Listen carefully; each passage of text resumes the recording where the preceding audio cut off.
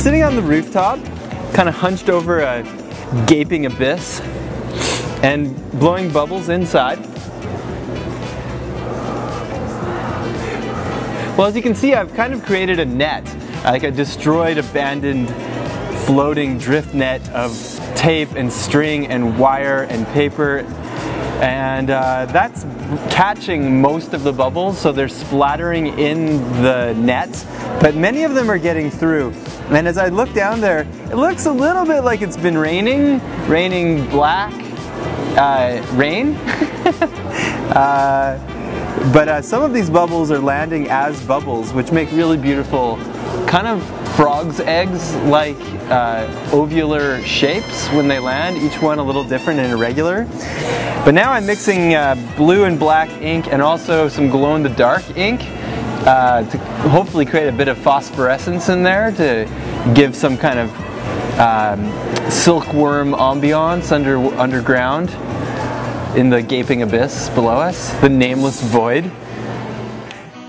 I'm kind of running out of space. I've built paper walls suspended throughout the interior, creating a pretty easy labyrinth. You know, it's a maze, but there are paper walls that you have to navigate around. Little kids, I think, feel most at home. They turn into little troglodytes immediately. All I got to tell them is that it's okay to draw, and then usually they go for it. They're totally comfortable. I feel comfortable in there. I feel relaxed.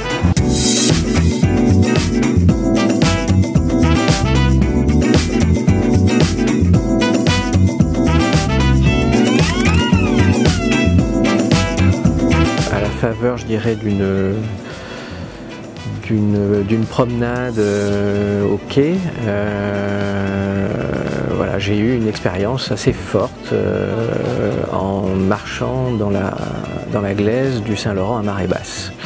Et ça m'a immédiatement, dès les premiers pas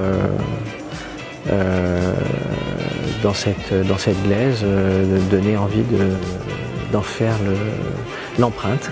C'est-à-dire que j'ai essayé de capter non pas la forme du pied ou une ressemblance précise avec le pied, mais plutôt le mouvement du pied, c'est-à-dire une interaction entre le pas, c'est-à-dire l'action de marcher, et la consistance de la glaise.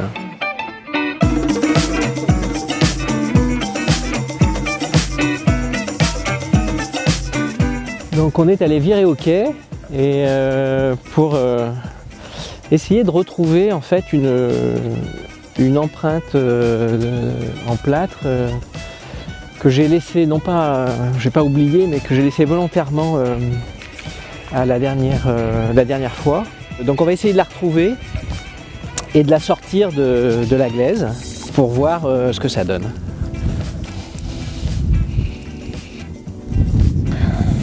Voilà, donc elle a pris là cette fois-ci avec le temps et elle était très profonde là comme on le voit ici. C'est l'enfoncement des doigts de pied qui produisent ces longues traînées. Voilà.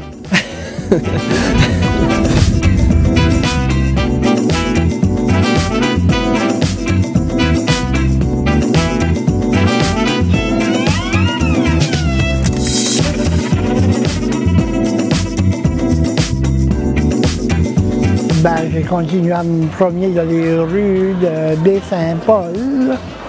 Puis à un tel moment donné, j'ai découvert des coins que pour moi me rappelaient des souvenirs de mon enfance. Puis j'ai découvert la rue Saint-Adolphe, puis elle était terriblement belle. Il y avait quelque chose assez de typiquement, comment je pourrais dire ça, c'était rustique.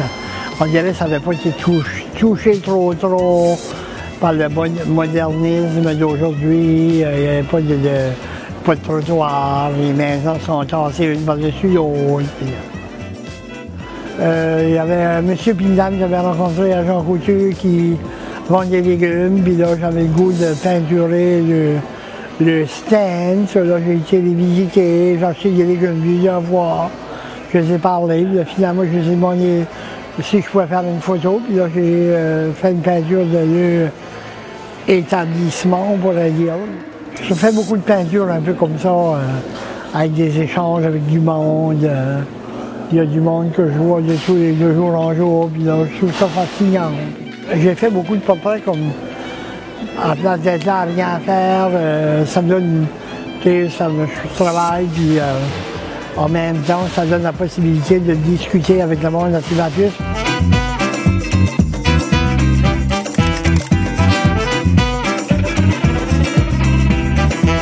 En fait, le livre, je l'ai mis de côté hier. Je me gardais les dernières journées du symposium pour travailler sur la murale. Le livre, je l'ai avancé jusqu'à 105 pages. Donc, j'ai fait 100 pages au symposium.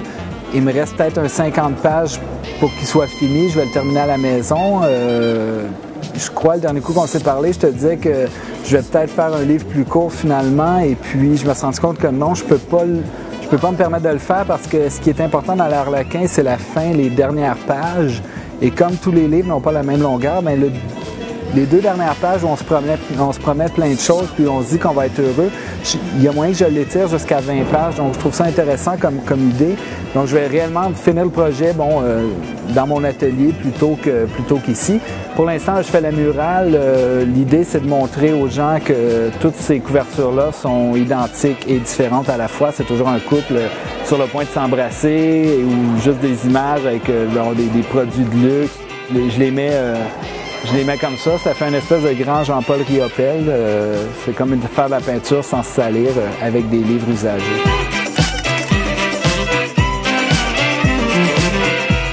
Au départ, je pensais recouvrir les murs de mon atelier de modules avec des boutons et des fils. Puis au cours de la 2e semaine, j'ai pensé tirer parti de l'architecture de l'atelier. Donc c'est devenu plus... L'installation a été plus haute. J'ai tiré parti des pétales. Puis et bien, ça a progressé jusqu'à temps que j'ai fini, que j'épuise des matériaux que j'avais apportés. Puis ensuite, le projet, c'était d'amorcer des éléments au sol. Puis, et là, je finis en temps. J'ai fini vendredi soir la réalisation de l'installation. Ailleurs, je vais répondre à un autre espace. Donc, peut-être que ça va en prendre le double, peut-être 3 fois plus, je ne sais pas. Ça va dépendre. Peut-être, tout est possible, que ça va dépendre du prochain lieu d'exposition. J'ai un mot, c'est exaltant. C'est ça vraiment, exaltant à plusieurs points de vue, pour le temps qui passe, pour les contacts avec les collègues, pour le contact avec le public aussi qui est intéressant. Donc, très satisfaite de cette expérience-là, très heureuse. C'est exaltant aussi de se dédier entièrement à notre travail d'atelier. C'est un peu comme une résidence de création. Mais j'ai adoré.